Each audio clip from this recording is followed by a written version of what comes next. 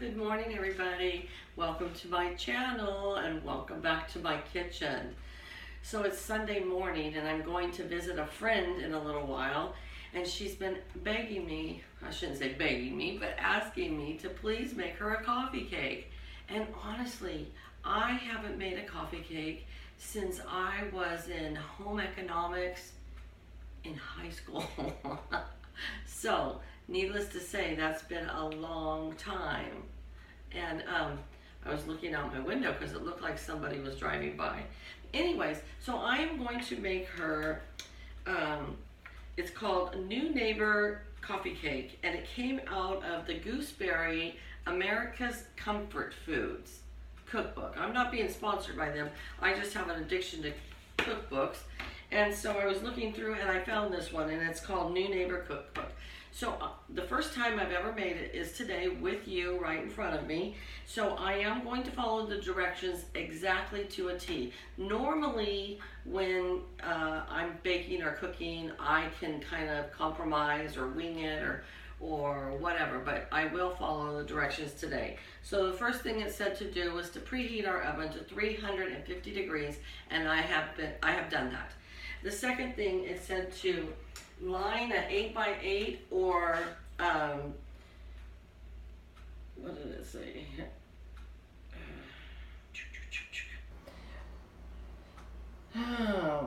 Or well greased, parchment paper or well greased. So I'm just going to do it with my Pam cooking spray, and I'm going to do that right now, get that done with.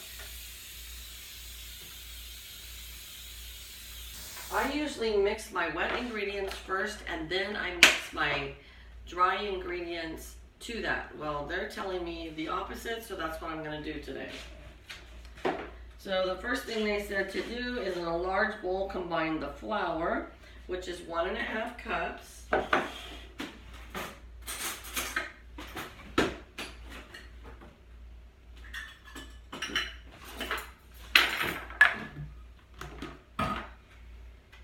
Here's my flour. This is all the flour I have left, you guys. I've got to go to the grocery store today.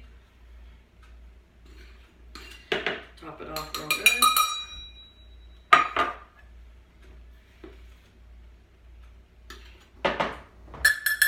And 1.5 cups of flour. That's what we have there. The sugar is 3/4 of a cup.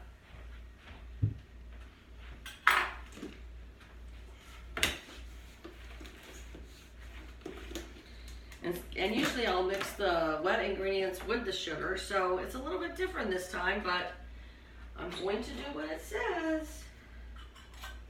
So 3/4 of a cup of sugar, so I'll use my 1/2 cup and my 1/4 cup.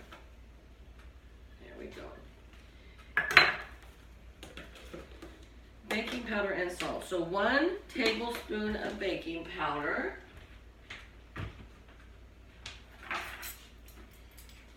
Seems like a lot, but I guess because it's going to rise more.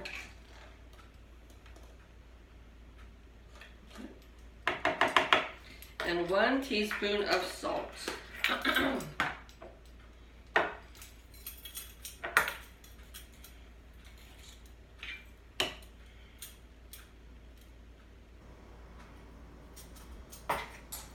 Okay, and then it wants us to mix all those dry ingredients together with a fork.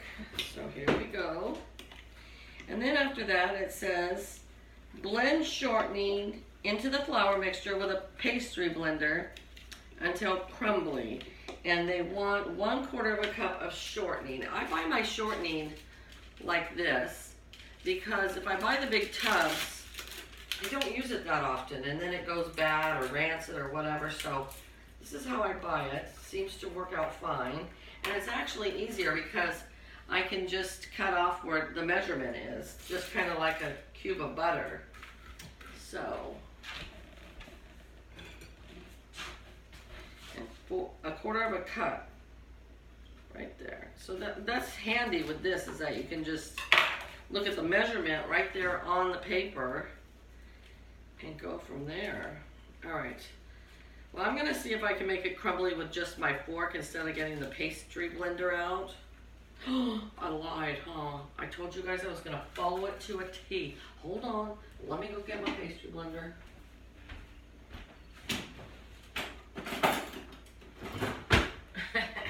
Good thing I just organized my drawers the other day, huh? Because if I hadn't, I wouldn't be able to go get that so easily, because sometimes my drawers get crazy. Okay, so blend shortening into the flour mixture with a pastry blender until crumbly. In a separate bowl, whisk together the egg, milk, and vanilla. Oh geez, I didn't get vanilla out of the cupboard. It's okay. I organized that one too. Woohoo! Oops. I don't want to waste any of this because it doesn't seem like very much. But you know, what do I know? I've never made it before. Okay. Jeez, I got flour everywhere. Let me go get the vanilla.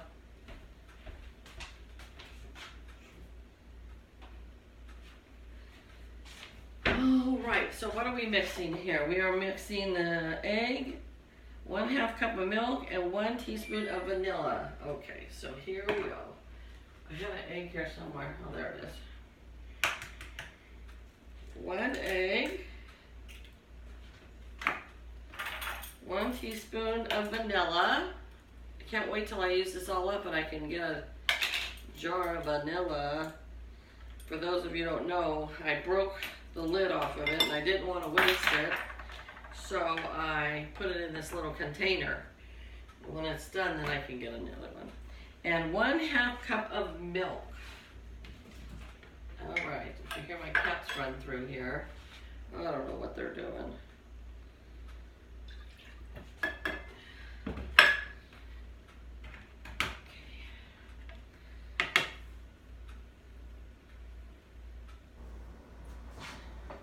Whisk this all together, and it says then to add it to the flour mixture and stir well. Oh wow. No little handy dandy blender was needed for this video, huh? Usually I have my blender out, but we didn't need it for this one. I feel like, wow. So I'm mixing that all together. So I put the wet ingredients in with the dry ingredients. It's getting kind of thick here. I don't know if you guys can see. And then what's it tell me to do? Pour the batter into the well-greased 8x8 baking pan. And then sprinkle the crumb topping over the batter, which we have not even made yet. Alright.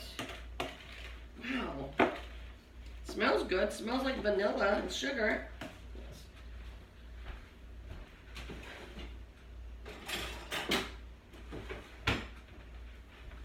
Alright, so we're going to put this into our 8x8 baking pan.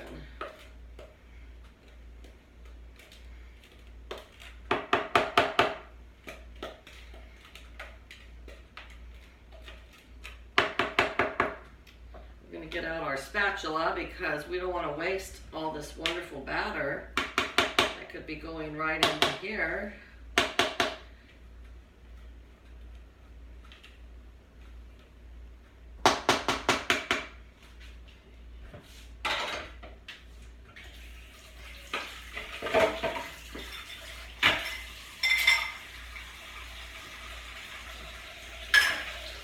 I like to clean as I go, you know. All right, take it off of here. Spread this out. Doesn't seem like a lot of batter, but it's a small pan too.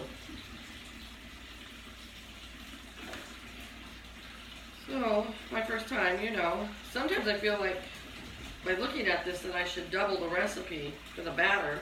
But every time I do things like that, it ends up that I should have followed the directions. Okay, now we have to make the crumble top to go on the top. Brown sugar. Hold on, let me go get it, and I'll be right back. Alright guys, sorry about that. I thought I had all the ingredients out, but I was wrong. Okay, so for our crumble topping, we are going to take a 1/2 cup of brown sugar packed. And then we're going to take 2 tablespoons of all-purpose flour.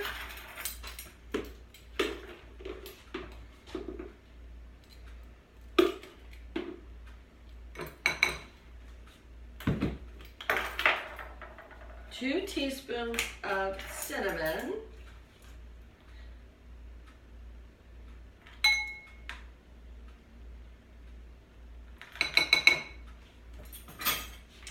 And 2 tablespoons of butter. And it didn't say if it should be melted or not, but I'm assuming it should be melted. So I hope that I'm correct. And I'm mixing that all together.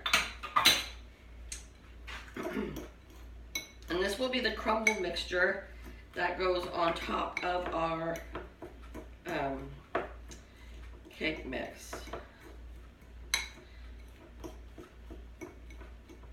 Maybe it was, I really don't know, you guys. I don't know. Maybe I wasn't supposed to melt the butter because it didn't say. But we're learning together, right? Okay. All right. My hands are nice and clean. I did wash them. I'm going to crumble this over the top. I think it'll be okay that I melted it. I hope so. Huh? I imagine that you could add like pecans or walnuts or almonds or anything you wanted to this. I bet you that would be yummy also. But for today, I did not. Okay.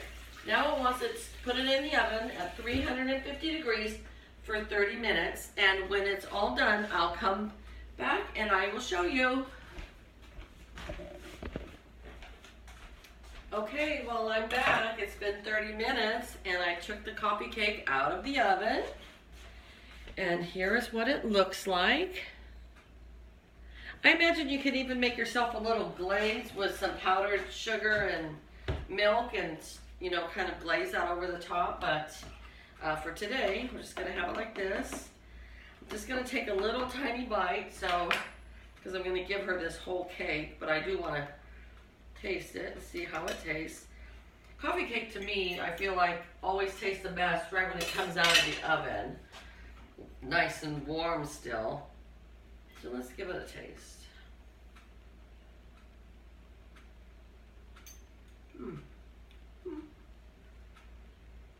Well, I took a corner piece, so it's not really sweet. I mean, it's good, but it's not super sweet. But maybe that's because I didn't get into the cinnamon and stuff over in the sugar topping over there. I do tend to like super sweet things, so I'll let you guys know how Rosanna likes her coffee cake after I give it to her. So, all right, you guys, thank you for joining me making this coffee cake for the first time. I hope you enjoyed the video, and if you're not subscribed to my page, I would love for you to do so, and give me a thumbs up if you like it, and leave me a comment. Until next time, guys, take care, and I probably will see you tomorrow. Bye-bye.